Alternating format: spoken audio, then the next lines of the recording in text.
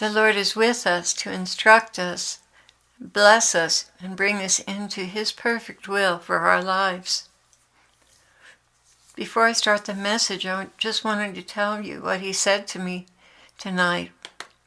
He said, I will do miracles and wonders at the hands of my insignificant little brides.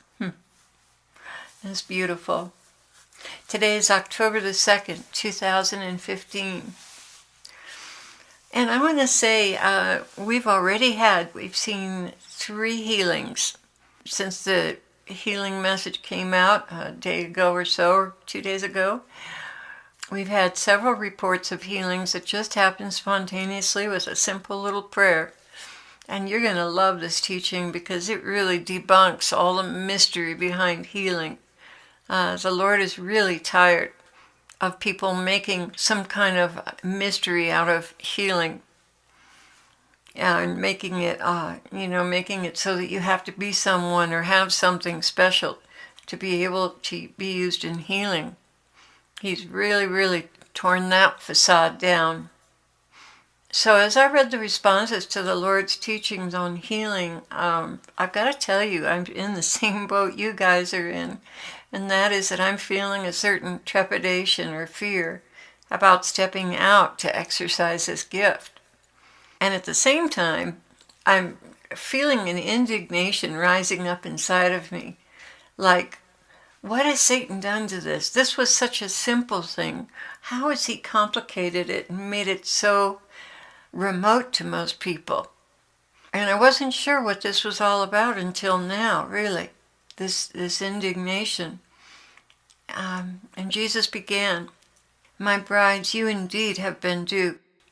You have been sold a bill of goods that those who operate in the gift of healing are special or chosen singularly for that. Nothing could be further from the truth.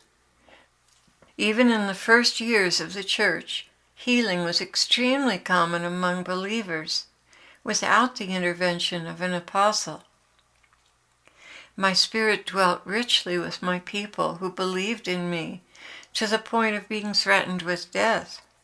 Virtue in those days was also far more common than it is today. But the bill of goods is that you have to be someone spiritual, some spiritual hotshot for healings to manifest. This is all part of the corruption of a Hollywood-molded society, where showmanship, glitter, and glamour are modeled to the people. A corrupted form of Christianity. Tell him about your experience, Claire. Well, I'm not sure how it all fits together, but he asked me to tell you, so I will. I was attending a church in Phoenix, and this was right after I was converted, probably about 28 years ago or so. And a very well-known man with a growing and famous healing ministry came to Phoenix to preach in this church. When we went and picked him up at the airport, in fact, the pastor sent us out there. And he ministered in the church, and of a church of maybe, 800 people at the time. And I was amazed at what happened, really. There was so much drama and so much workup, so much, you might almost call it hysteria, but not quite.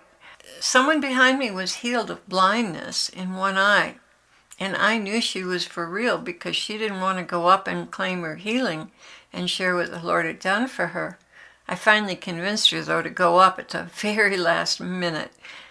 But I knew she wasn't a plant because of the way she resisted that altar call. But I just couldn't see Jesus acting that way. The healings, yes. The drama just didn't seem to be like the Sermon on the Mount, or even Jesus' sermon at Simon Peter's when the paraplegic was healed. It troubled me. 15 years later, it happened that we were invited to be on his show on a taping in Los Angeles. And we're able to share some things with him about our faith walk, which was really different at the time when we were living up in the wilderness. But I had to go into prayer for this particular man. And I went into interceding, and I very quickly turned from just praying to grieving. And I felt so very sick to my stomach and very nauseated, and a deep grief came over me. And the reason was the man had the gift of healing, but also lived like a king. And when he went to foreign countries and presented himself with the gift in that way, the Lord told me he was teaching people that the healing gift equals money. If you want to be rich, a rich Christian, it'll happen if you have a healing ministry. I can't begin to describe the level of nausea the Lord allowed me to experience at this perversion of the faith. And it wasn't necessarily his fault. He's a good man. He just had the money, so he lived that way. But the problem is, living that way presented an example in third world countries that was very corrupting, made a wide open door for materialism and avarice to just grab hold of an aspiring Christian and completely twist the direction that he's to go in his life. Now, we can't serve Mammon and God. We have to make a choice. At this point, the Lord cut back in and he said, and this has been the norm. And one of the reasons I will not have another revival centralized around a man, for the corruption at those events knows no boundaries. Yes, it is wonderful when believers get together, but it is also an occasion of sin. It becomes a PR event rather than a gathering of believers to worship me and receive healing. The kind of revival that is occurring now is hidden, one-on-one in families and small groups, branching out to those who have suffered unspeakable terrors at the hands of ISIS.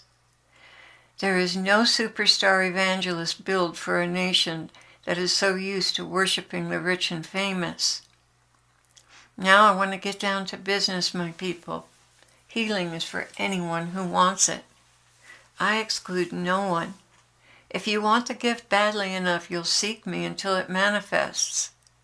Of course, it is my choice, but I will not deny you the gifts unless they'd be dangerous for you to have at this stage of your life. In that case, they're merely delayed or not in operation yet, and there was a good reason for that. This is what is meant for you, my brides. I live inside of you. My Spirit dwells with you. My Father makes his habitation in you as well. Scripture has it that anyone who loves me will obey my teaching. My Father will love them and will come to them and make our home with them. That's John 14:23. And the Lord continued with Scripture. He who has believed and has been baptized shall be saved. And these signs will accompany those who have believed. In my name they will cast out demons.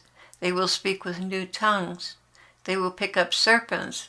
And if they drink any deadly poison, it will not hurt them.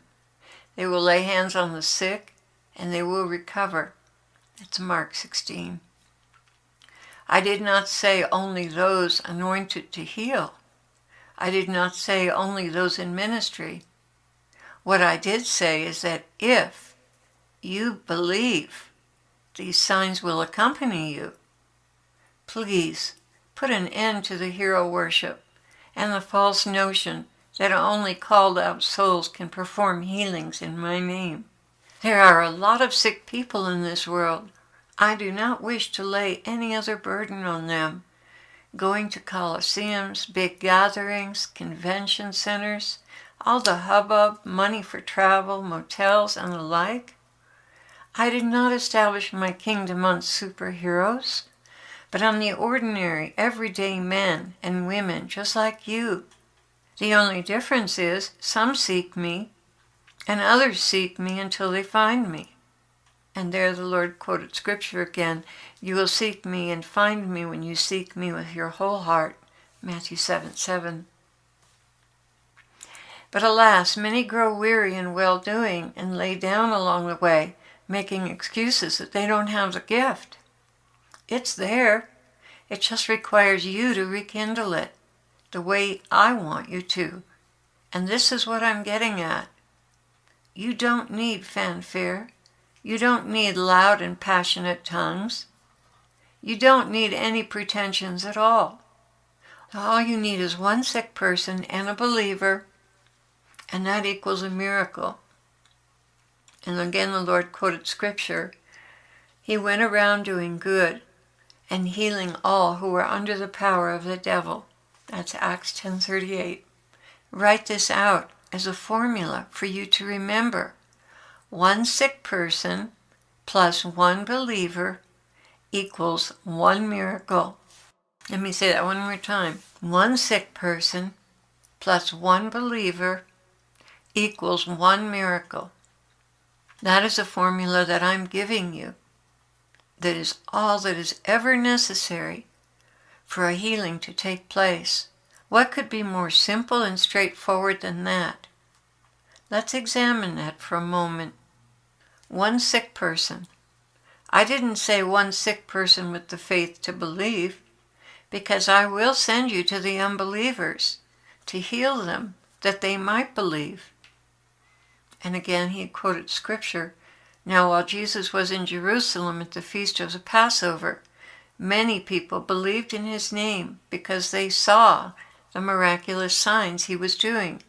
That's John 2:23. There will be times when the faith of the person you are praying for draws down my mercy, and you are simply there as a symbol of my presence. There will be times when you feel led to remind them of my mercy. In each situation, my Spirit is with you and directing you.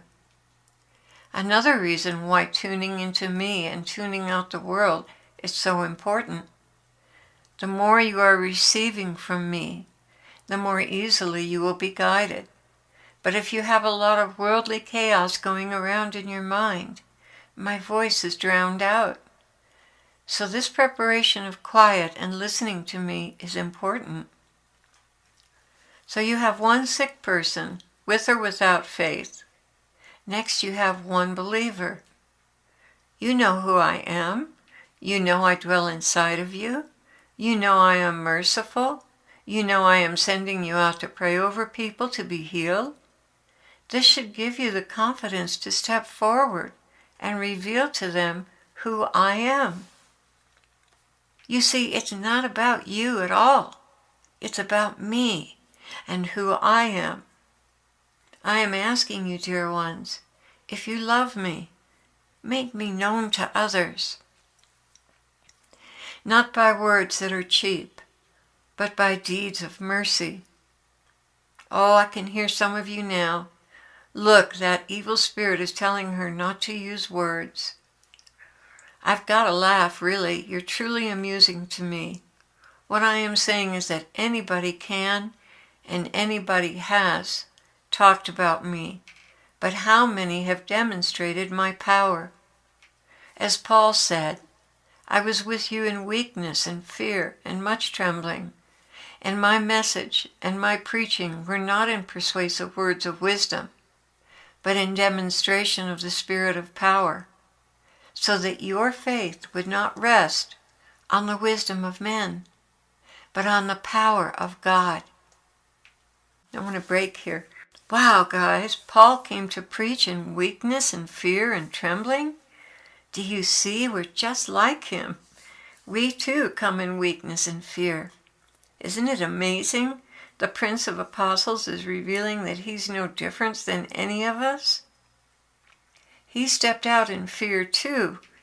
This should give us courage. We're in good company after all. Jesus continued, let Paul's fear be a good lesson to you, that you also can overcome your fear of man and flesh. How many of you have faced stonings on my behalf? Have you suffered to the point of shedding blood? What is a little ridicule? You must get to the point where that soul's eternity is more important to you than losing face. Besides, I may very well turn right around and perform a miracle in your midst. Not something you conjured up with fanfare and drum rolls, not something you prayed up loud and boisterously, not anything other than the invisible intention that I should have mercy on that person in other words, a prayer, my mother simply looked at me and said, "Son, they have no wine. All you need to do is look to me in your heart and say, Lord, this soul is suffering. Do you think I can take a hint? Or do you think I need to conjure up an atmosphere of faith?" An atmosphere of faith can be a wonderful thing, but more often than not, you will be exposed to opportunities every day for me to manifest my power and heal the person standing next to you in line. So now we come to the miracle. So how does the miracle manifest? It just happens. 1 + 2 = 3. One moment the person is sick or in pain, the next moment the pain is gone. No lightning flashes, no cymbals crashing, no announcements over the microphone. He or she is just simply healed. Or you may even walk away from that person while they're still in pain, and the next day they could be perfectly healed, and the healing happened in very subtle stages. Do you see? Man has made it much more complicated because of Satan's influence than I ever meant it to be. There is still much more to this teaching, but I want to stop here, and I want you to begin very small. Your mother has a headache. Ask her if you can pray for her. Let's see what Jesus will do. Lay your hands on her head and simply ask me, please remove her pain. Keep your attention on that for a while. You don't have to speak those words out loud at all. I can hear you quite well in your heart and mind. Keep your attention on that for a while and then release her to me. If she doesn't feel anything immediately, ask her in 15 minutes how is she feeling. If she's feeling a bit better, lay hands on her again. There's no shame in that. Didn't I provide you with an example? And he reminded me of Mark 8. And some people brought to him a blind man and begged for him to touch him.